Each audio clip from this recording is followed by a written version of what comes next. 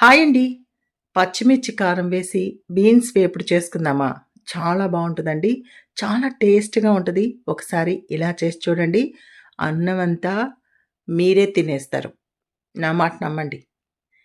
ముందుగా బీన్స్‌ని సన్నగా తరిగి నూనెలో వేసి కరివేపాకు కూడా వేయండి. పసుపు కూడా వేసి వేయించండి.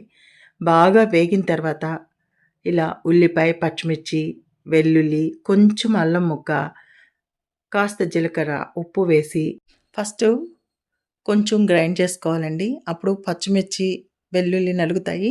ఇప్పుడు ఉల్లిపాయ వేసి కొంచెం కోర్స్‌గానే గ్రైండ్ చేసుకోండి. అప్పుడే బావుంటది. బాగా కలుపుకోండి. ఎంత బాగా అంటే ముక్కలకి ఈ కారం పట్టేటట్లు అప్పుడు బావుంటుంది టేస్ట్. చూసారా ఎంత బాగా వేగుతుందో? కొంచెం ఒక 5 మినిట్స్ మూత పెట్టి ఉంచండి. ఉంచి దించేయడమేనండి. అంతే.